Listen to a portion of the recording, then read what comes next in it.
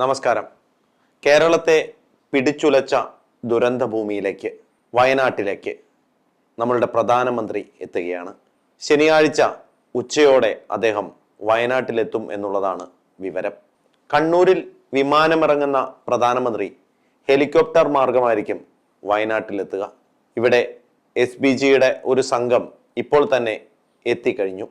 ഏതാണ്ട് 15 കിലോമീറ്ററോളം ദുർഘടമായ പാതയിലൂടെ പ്രധാനമന്ത്രിക്ക് സന്ദർശിക്കേണ്ടി വരും എന്നുള്ള റിപ്പോർട്ടുകളും പുറത്തു വരുന്നുണ്ട്.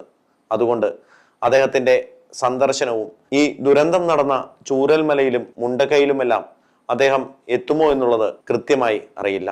എങ്കിലും പ്രധാനമന്ത്രി എത്തുമ്പോൾ അതൊരു വലിയ പ്രതീക്ഷയാണ്.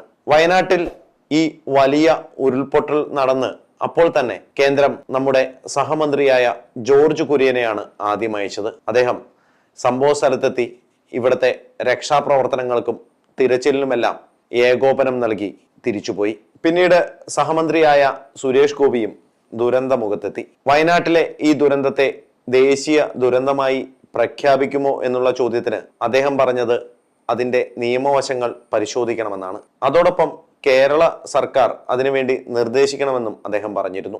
ഈ രണ്ട് സഹമന്ത്രിമാരും പറഞ്ഞ ഒരു കാര്യമുണ്ട്. വയനാട്ടിലെത്തിയ ജോർജ് കുര്യൻ പറഞ്ഞത് ഇവിടെ നടക്കുന്ന കാര്യങ്ങളെല്ലാം നേരിട്ട് പ്രധാനമന്ത്രിക്കാണ് റിപ്പോർട്ട് ചെയ്യുന്നത് എന്നുള്ളതാണ്.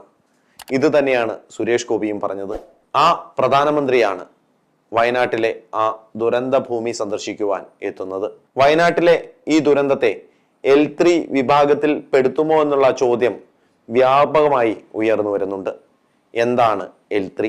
ദുരന്ത നിവാരണത്തിന്റെ 2005 പുറത്തിറങ്ങിയ മാർഗനിർദ്ദേശങ്ങളിൽ L0, L1, L2, L3 എന്നീ 4 വിഭാഗങ്ങളിലാണ് ക്രമീകരിച്ചിരിക്കുന്നത്. ഇതിൽ L0 എന്നുള്ളത് പ്രാദേശികമായ ദുരന്തങ്ങളെയാണ്. L1, L2 എന്നാൽ L1 ജില്ലാ തലത്തിൽ പരിഹരിക്കേണ്ട, കൈകാര്യം ചെയ്യേണ്ട ദുരന്ത നിവാരണങ്ങളാണെങ്കിൽ L3 എന്നത് സംസ്ഥാനം നേരിട്ട് കൈകാര്യം ചെയ്യേണ്ടവയാണ്.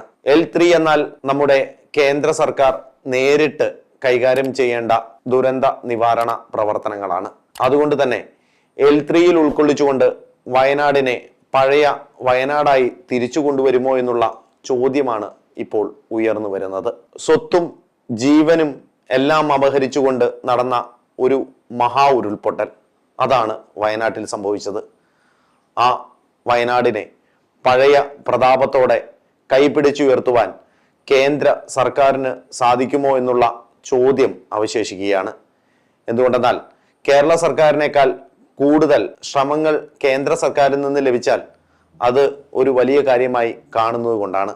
അതുകൊണ്ട് തന്നെ പ്രധാനമന്ത്രിയുടെ സന്ദർശനത്തിനെ ഏറെ പ്രതീക്ഷയോടുകൂടിയാണ് ലോകമെങ്ങുമുള്ള മലയാളികൾ കാണുന്നത്.